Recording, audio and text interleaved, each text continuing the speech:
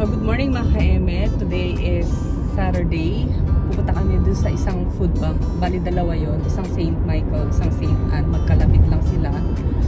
Saturday 9 to 11 ang distribution. Itatry namin dito kasi medyo ayaw na namin sa Cordova kasi every Thursday na lang yung nagbibigay sila ng meat. Pero ewan ko, bahala na kasi kung kailangan namin ng mga gulay tsaka mga pangsalad, prutas o kung ano man, pwede naman namin siyang balikan anytime. Pero tatry muna namin tong dalawang church na to kasi kung mas maganda rito, dito na lang kami kapag weekend.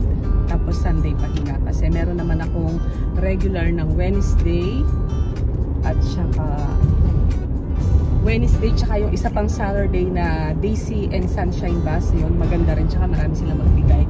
Kaya let's go, let's try these two churches para malaman natin kung kung pwede na natin tong ipalit sa Cordova natin. See you there! So, gloomy weather tayo today and malapit na tayo. Nandito na tayo, kakaliwa lang tayo. Ganun lang siya kalapit sa bahay namin. Parang wala pang mga almost 8 minutes. Sana may numbering kasi nga 9 o'clock pa sila mag-start pero 8:25 pa lang. St. Anne Catholic Church. Sana may number siya para pag alis muna tayo, punta tayo ng St. Michael, pipila rin tayo doon. Or kung may number man, kukuha rin and then balikan na lang natin. Pero mukhang pipila lang talaga siya. So, andito na tayo. So guys, pick up lang pala dito. Ganun lang siya kabilis. So, ito na. Meron na tayong bag of goodies. So, mabilis lang. Bibigay mo lang yung name mo kasi may lista na kami dito. Bigay mo lang yung name mo. Di ba natatandaan mo meron na tayo dito once? Bigay mo yung name mo tapos aabutan ka na ng bag. Bacon ang piliin mo.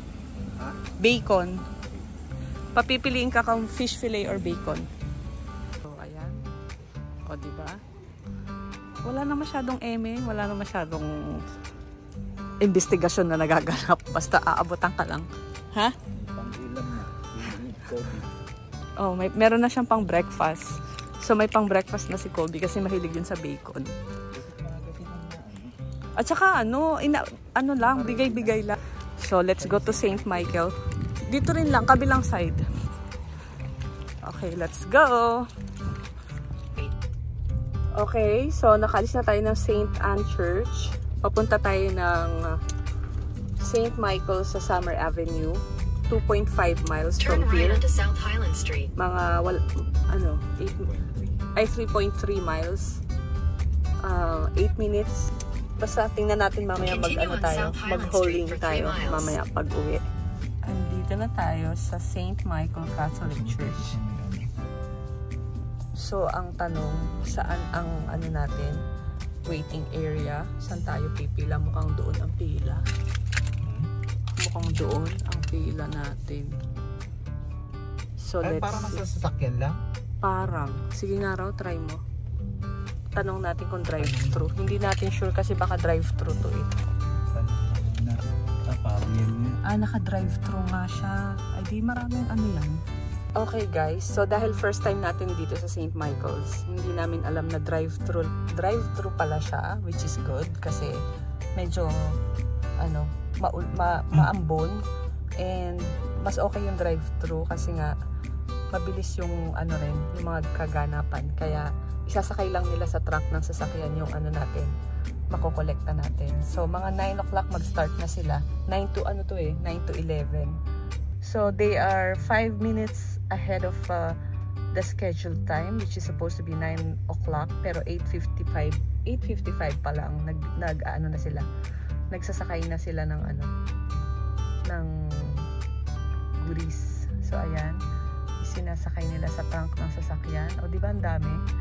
Hindi ko alam kasi sabi by schedule siya. Kung this Saturday mga gulay, next Saturday mga karne. Pero malalaman natin pag nag-hauling tayo mamaya.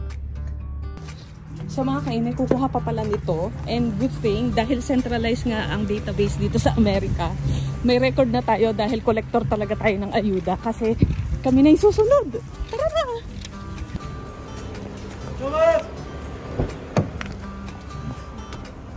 Buti na lang, mayroon na tayong... So ito nga, dahil yun nga, sa nasabi ko kanina, centralized ang database dito. So dahil nangongolekta na tayo sa ibang simbahan at ibang community, hindi na sila hindi na tayo nagtagal pa. Binigyan na agad tayo nitong stub.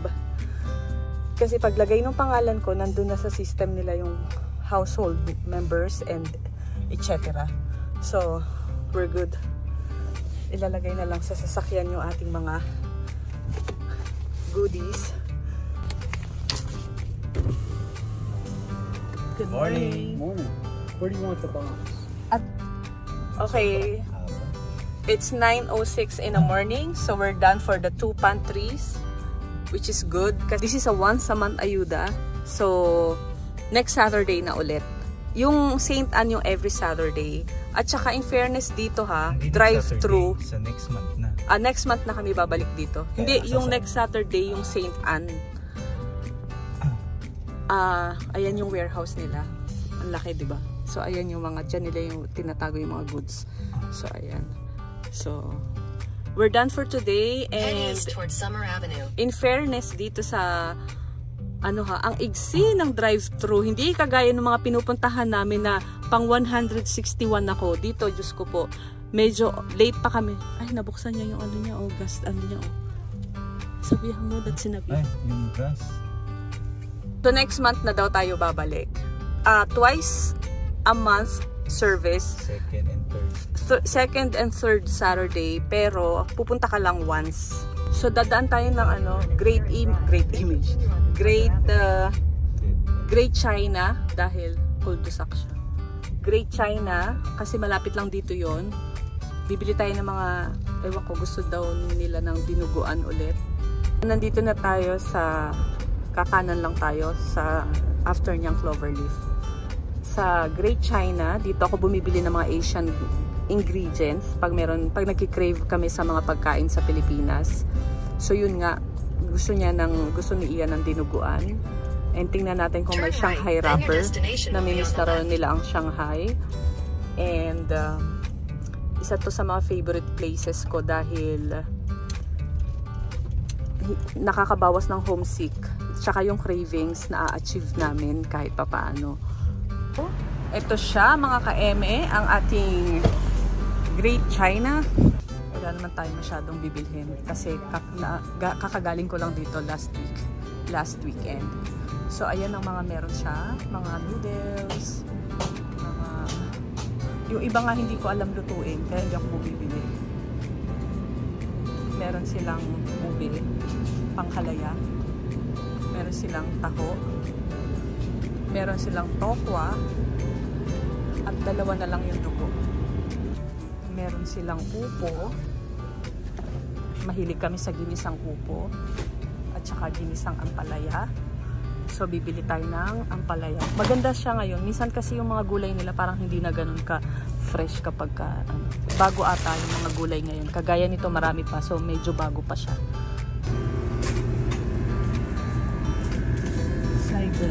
Egg roll. Meron silang egg roll. Pero minsan hindi ako kasi parang baka puro wrapper lang siya, kulang sa laman. Naghahanap ako ng nasan ba yung nila. Ito, lumpia wrapper. Nasaan? Hanap tayo ng lumpia wrapper.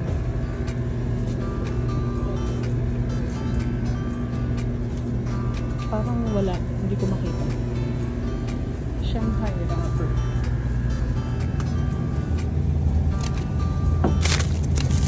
Ito ba yun?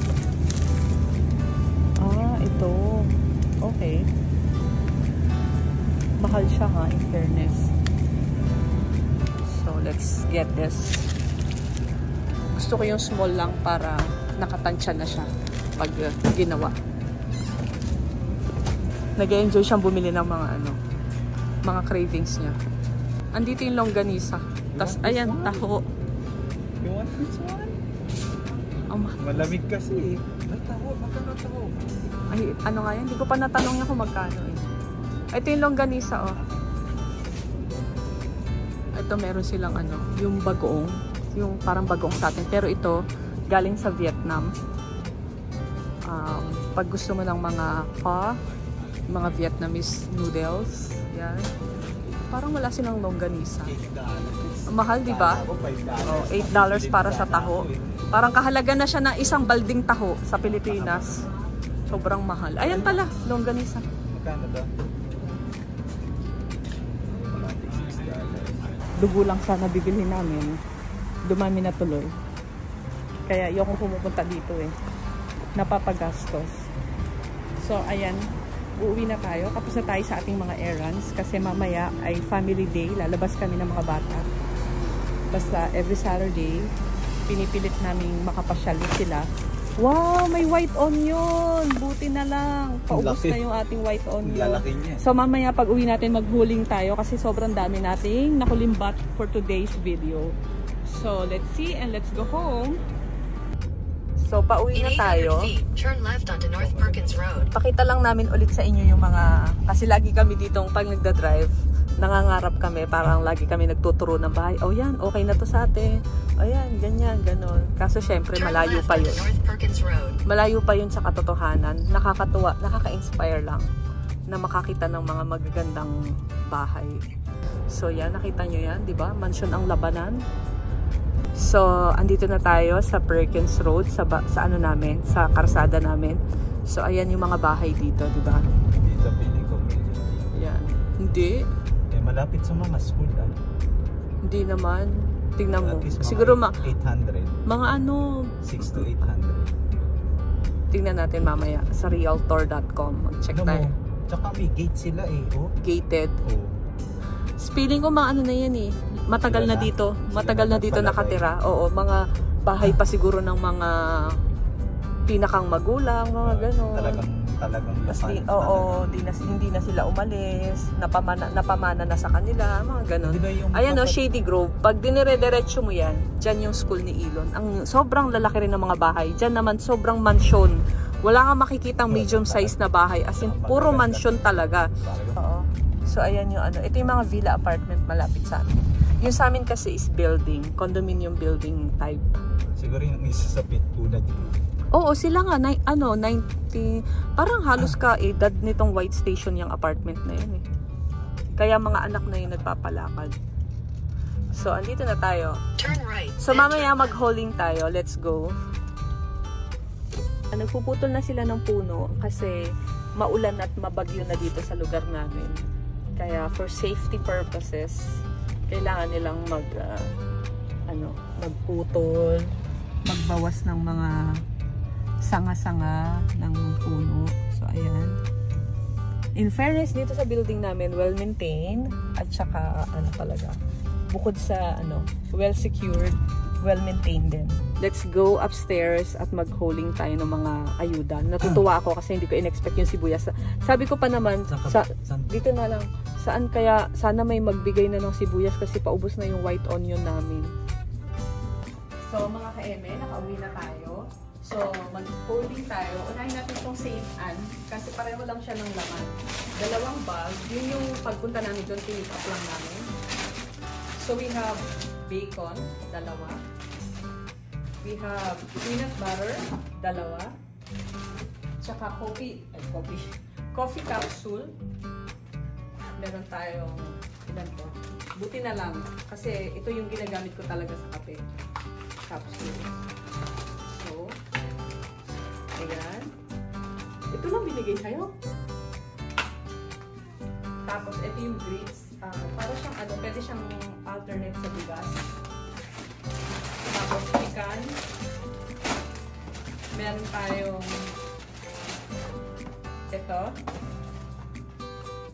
Nagbabaon ako dito talaga. Actually, meron ako sa pantry. Pero, ang galing. Kasi, meron silang pinamimigay. So, meron tayong dilata, mixed fruits, sweet corn. Ginagamit ko to pang side dish sa mga, barbecue and mga grilled pork. Yan. Carrots, corn and carrots. Tsaka, ang dami natin ganito. Pero ginagamit ko yan sa pangsama sa vegetables. Tapos kumuha ako ng pangbaon na mustard at saka sabon. So yan ang laman ng 2 bag. So dito tayo sa once a month supplies ng St. Michael's. So, next month tayo babalik. Meron sila nito. Meron tayong, ano kaya nasa box? Wow! May pa-cereal. Cereal. Pasta. Apple sauce. Ginagamit ko to sa spare ribs or sa baby back ribs. Turkey, yung panglagay sa ibabaw. Pag nag-bake ng turkey meat something. Dilata again. Peanut butter again. Dilata. Dilata. And ito mixed vegetables. Gusto ko to pagka nagagawa ng soup tsaka mga gulay-gulay. Green peas and garban sauce. Ito ginagamit ko sa soup, sa menudo. At saka mashed potato, ginagamit ko kay, niluluto ko kay Kobe pag gusto niya ng burger steak or yung mga sausages na ito yung instead na kanin, mashed potatoes. And white onion, ito yung inaabangan ko kasi naubos na yung binigay sa akin 1.5 months ago ng, ewan ko, drive-thru din yun eh. Yung iba nga pinamigay ko parang isang box siya, pinamigay ko yung kalahati sa akin, pero naubos na rin. So, may mga cookies din. Cookies, favorite ni Elon. Cookies from Sprouts. Kamatis. Ay, may ulam na tayo. Ribs. Chilled season. So, pwede natin siyang season na siya. I-oven na lang. O, diba? Hindi na ako bibili ng spare ribs. Saging. Ito mga prutas namin dito, puro galing sa ayuda yan. Apple, nectarine, and we have tomatoes. Tsaka, wala na. So, that's all for today. So, okay na, sulit na. Wala pang isang oras yung ating pagpunta, pagdayo. So, till my next vlog. Bye!